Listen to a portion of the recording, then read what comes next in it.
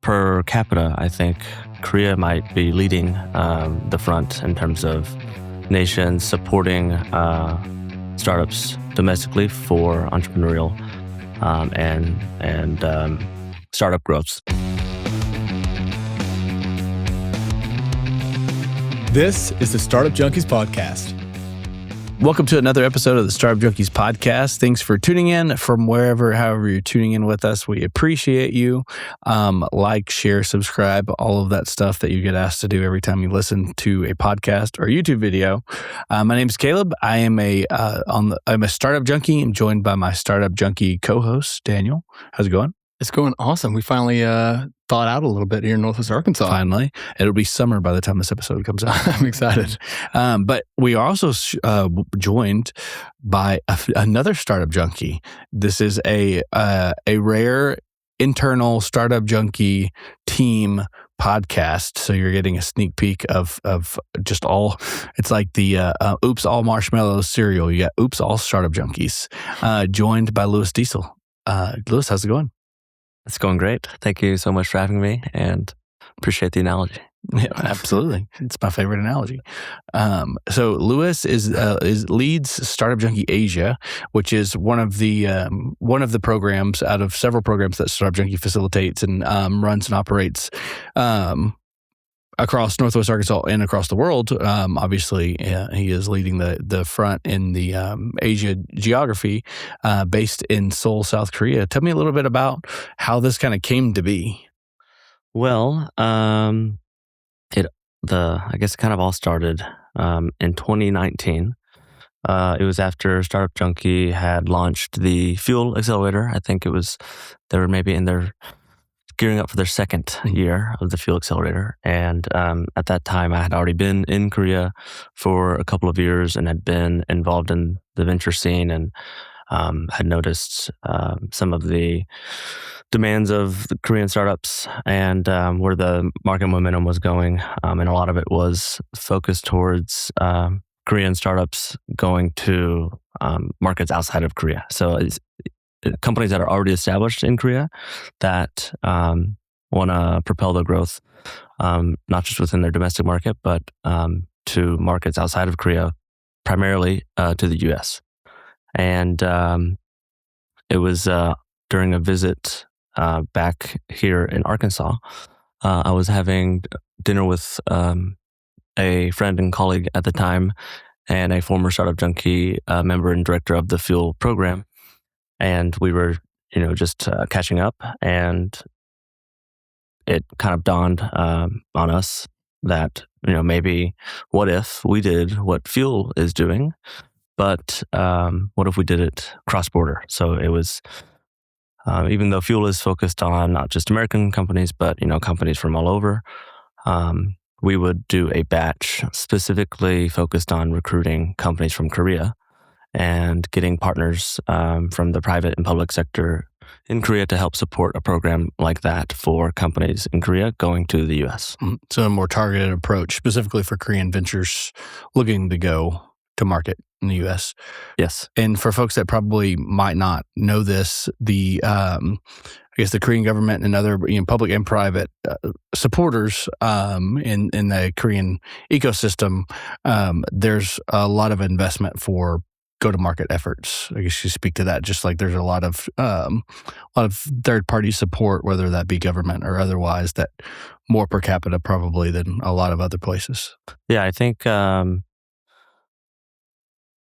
we'd have to double check, but at least per capita, I think Korea might be leading the front in terms of nations supporting startups domestically for entrepreneurial and startup growths and things like that. And so that was kind of something that we knew that was going on, and we knew that the momentum was going to continue to grow.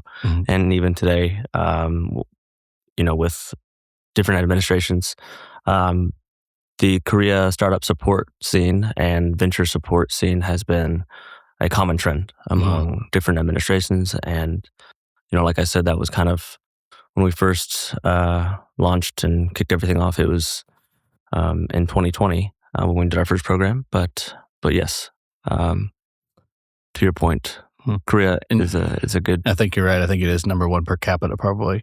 And you pair that support with the, I guess, state of the American consumer base that is pretty adept to, Korean brands that have entered the U.S. market. There is a level of popularity and opportunity, I guess, for those brands, and kind of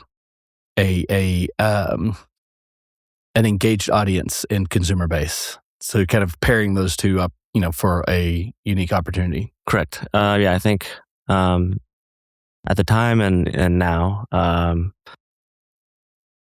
Korean consumer goods and Korean brands already have a relatively good presence in the U.S. market.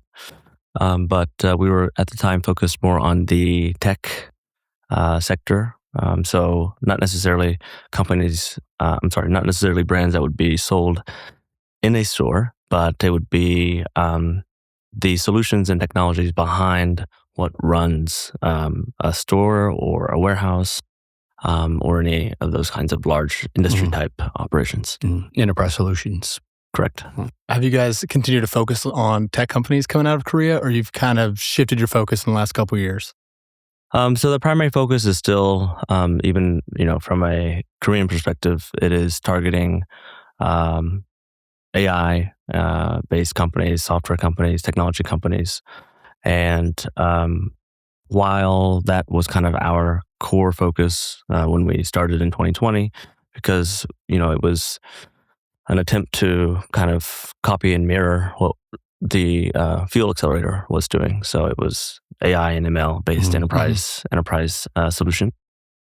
But over the years, we've seen a large growth in the consumer brand marketplace, where you look at food and beverage brands or other types of companies and products within media and IP and content and things like that. And so, though at the beginning it was more primarily, almost 100% focused on tech companies, now there is a large interest from a U.S. market perspective on brands that are that have Korean heritage or that have some type of Korean branding.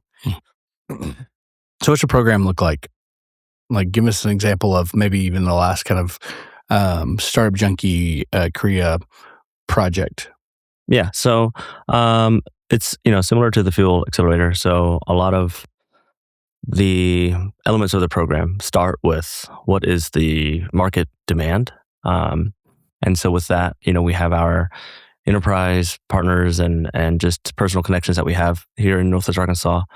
And that's composed of, you get the large enterprises here, such as Walmart, Tyson, JP Hunt, and then a lot of the technology vendors and also other supply chain related companies that are headquartered here or have a base here to support all of the business that's happening.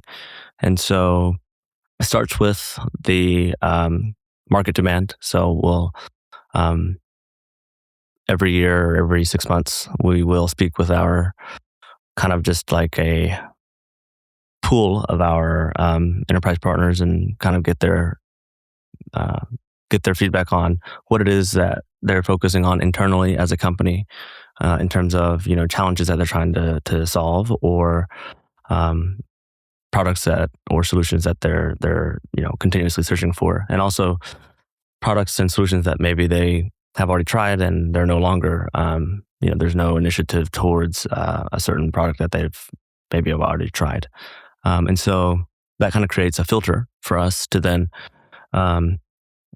it will kind of guide our application page and point out what kind of companies are interested in evaluating different technology ventures, and within what are the types of categories that X company in the U.S. is looking at in terms of trying to test a new solution or figure out how to solve an existing problem.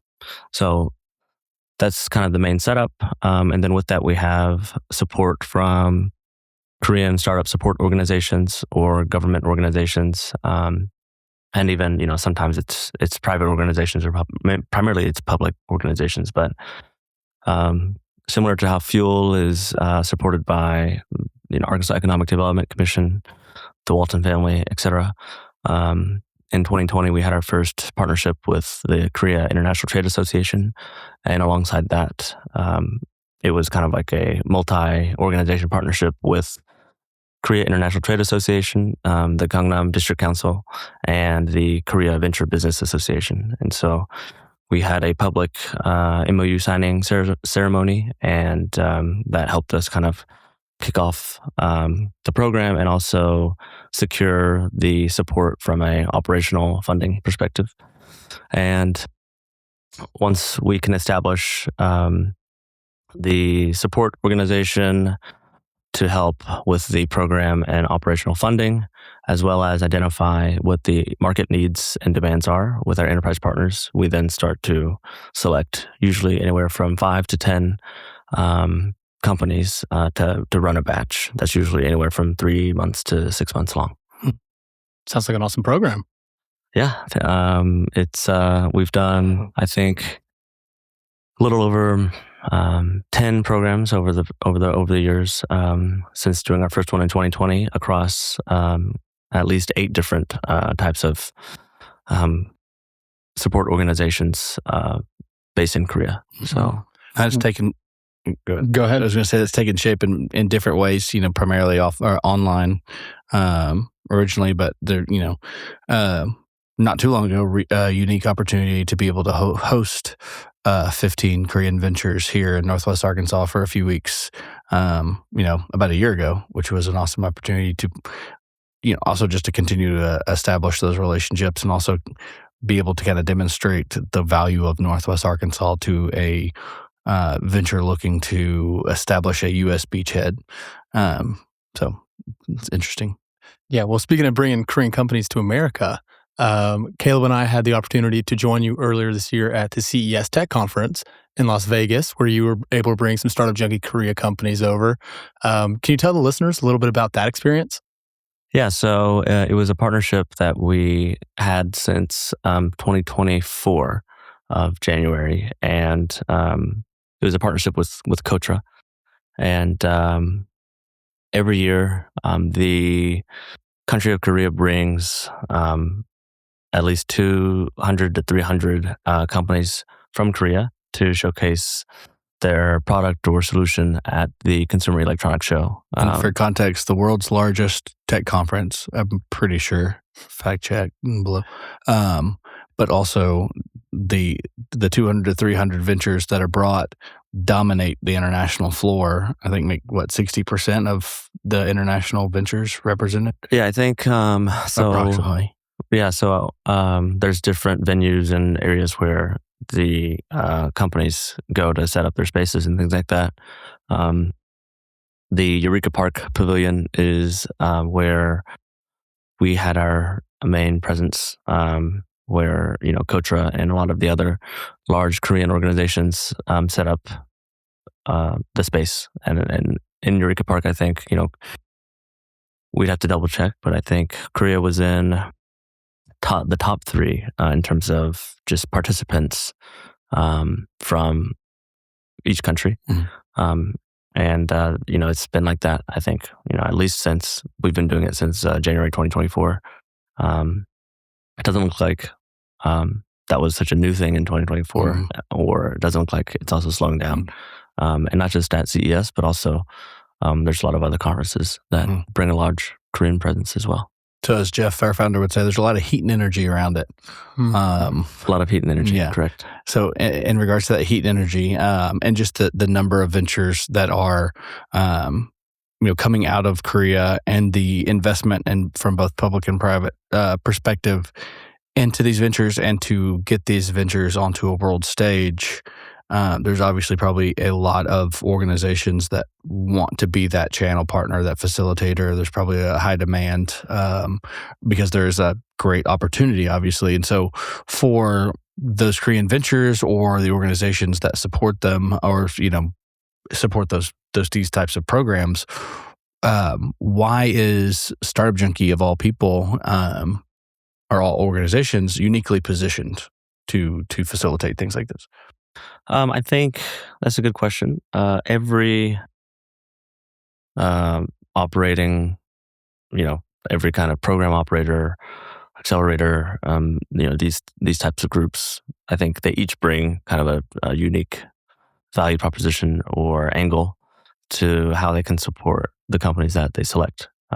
For us, I think our strengths are bringing in opportunities that companies might not have had otherwise to meet really large organizations, such as the companies that I mentioned earlier that are based in Northwest Arkansas, but have a totally national or global presence in terms of just operations and things like that. And so I kind of use it, I use the analogy, it's like we are kind of like the Olympic coach, and we, like an Olympic coach committee, we will select the athletes. So in this case, it'll be startups, and we will train and prepare for the Olympics, or in this case, it would be, coming to the US to go to a large event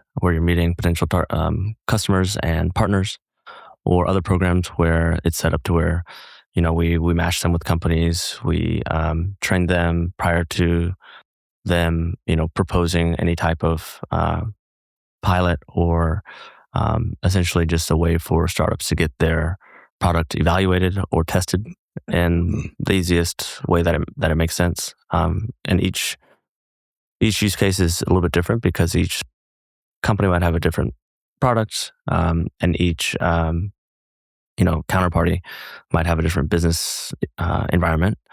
But as going back to the analogy, we will train the teams, and even though these teams might have already been working with the largest companies in Korea, like Samsung or LG, it's a different dynamic. It's a different sport in the Olympics. Ooh. But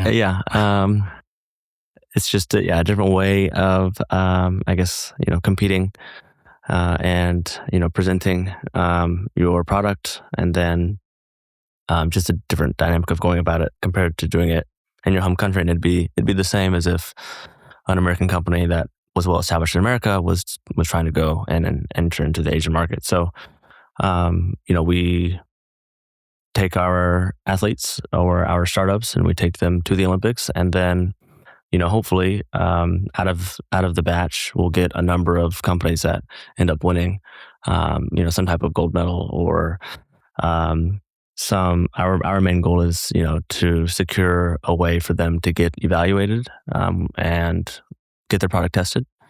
And, in the better cases, they end up continuing to test their products in different phases of testing with a certain customer or a partner, and eventually, end up signing some kind of agreement or onboarding their solution, and things like that. Mm-hmm.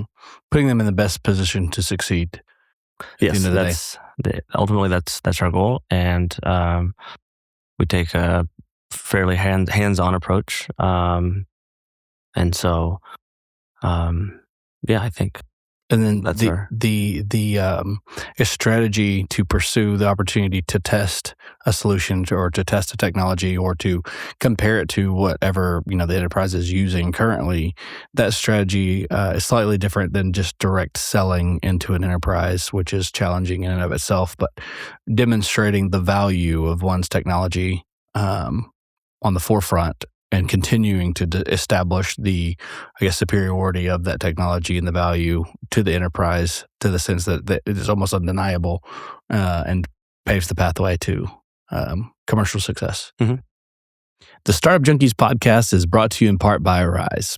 Arise helps Arkansas tech and tech-enabled startups grow with no-cost coaching, capital navigation, and expert connections so founders can scale faster.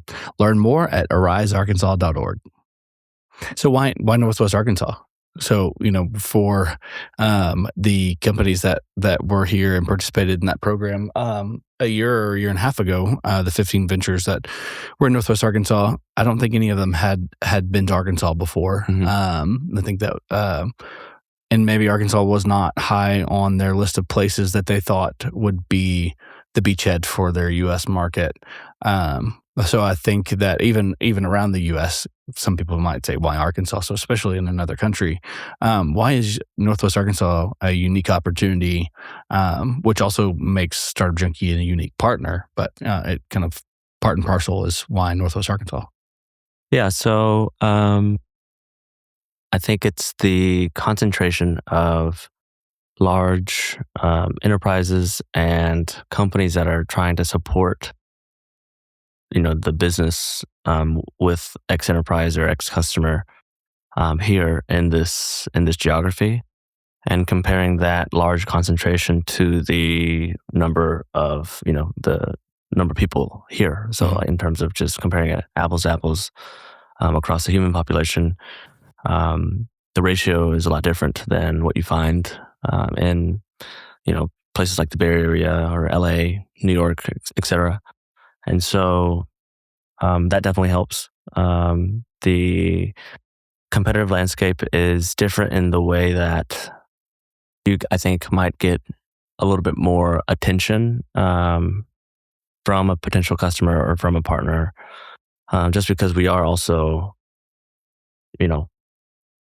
based here in Arkansas, and we're somewhat isolated, or in terms of our geographic location is far from California or from New York, and so it's a double-sided way for companies to get access to each other and have a match in terms of supply and demand, and that obviously helps in terms of piquing interests, trying to set up the relationships, and I think it's just a lot different in terms of the style of people that are based here. Even though I think it's a growing international community now, and so as you guys mentioned all the time on the podcast, it's a community where people are always trying to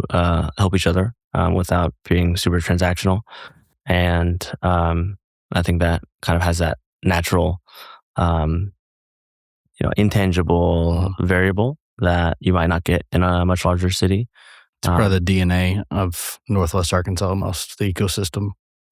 Yeah, I think so. Yeah, for the most part. So, I think it's just it's a number of variables, but those are definitely the ones that I think make it unique, and it's just providing access to companies that are based here, and they might not have a presence on, or as large of a presence or a decision-making presence on the East or West Coast. And so we're just trying to leverage that, and also leverage the access that we have in Asia or in Korea, and to just kind of connect that bridge.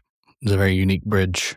And with the Fuel Accelerator, as you referenced to, kind of one of the things we cite whenever we're talking about prospective cohort members is accessibility.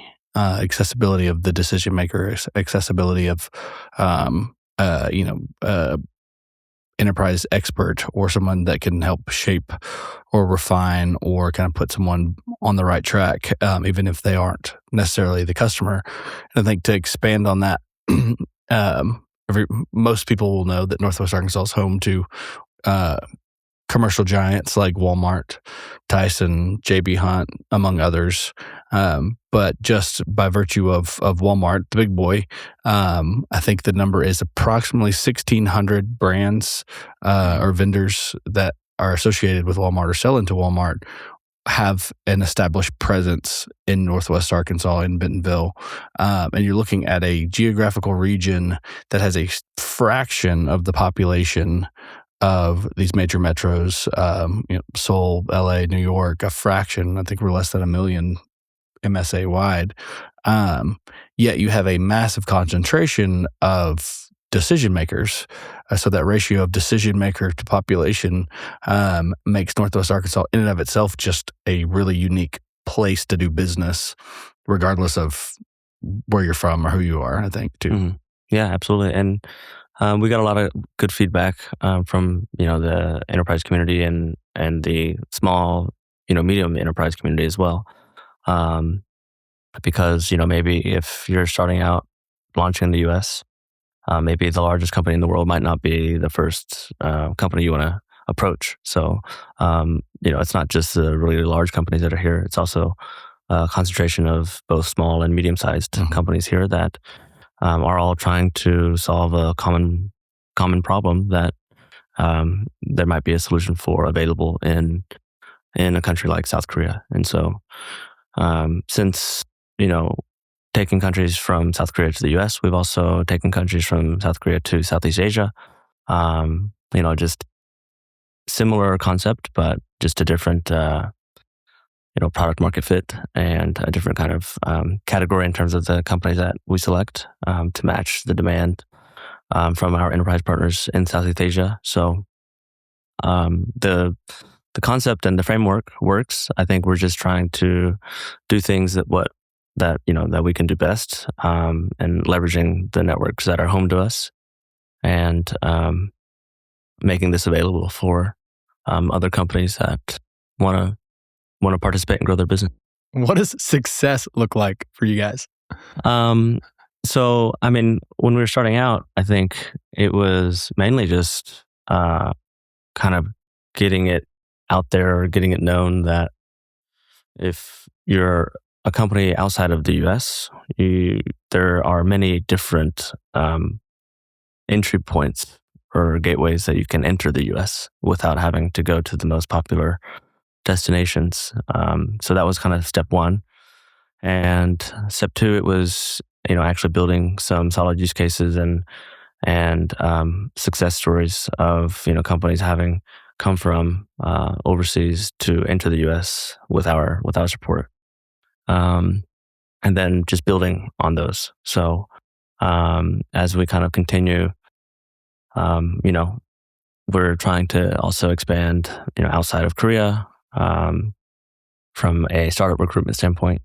We're not limited to Korea. It was just a place that I was at the time, and it was a bridge that we could directly connect. So I think it's maintaining that momentum, but branching out to other countries, other markets in terms of point of entry, but taking all of the things that we've learned from doing these cross-border programs, and it all started during COVID in 2020. So actually, it was cross-border and it was online only. But that kind of made us figure out a different way to, we have to think about how to efficiently evaluate a company totally remote, totally online. And I think that kind of helped with the success of the growth of our activities and operations in Korea, because we were forced to kind of change the traditional way of doing business. And that, a result of that was fast and efficient ways for people to evaluate the product without having to do all of the travel and things like that, and get access to all of that as well. So those are some of the success metrics that we have always had and are continuing to build. Yeah, we're excited to see you guys grow. So what's next? What are you excited about in 2026? I think 2026 will, we'll continue to kind of do what it is that we've always been doing, meeting with our existing partners that, helped us kind of get started, and all of the other partners in Korea that have helped us along the way. And by partners, I mean the organizations that support the programs, so that for the startups, they can still participate in these programs without having to pay a fee or give up any equity.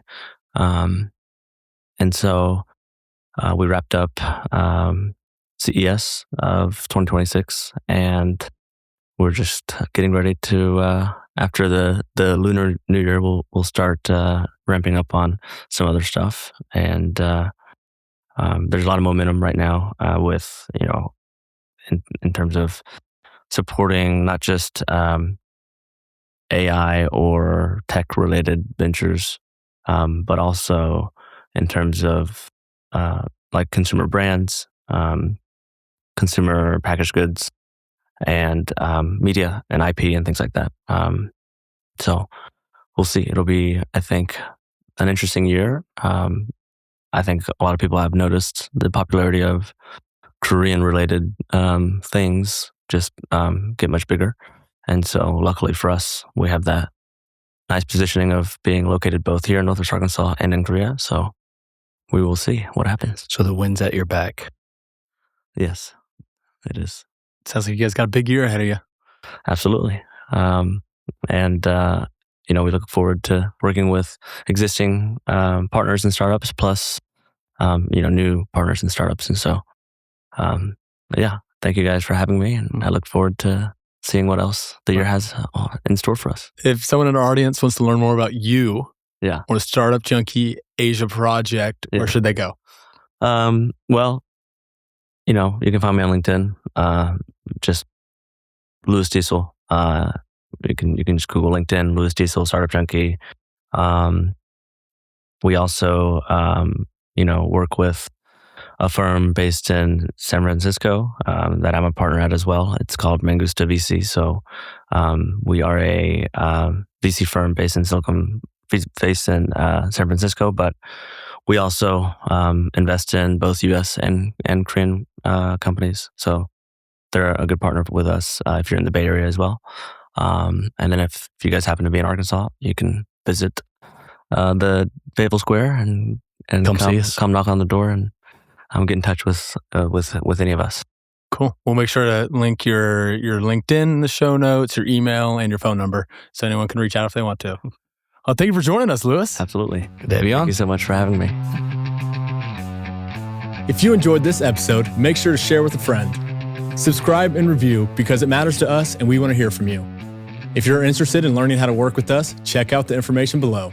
See you next week.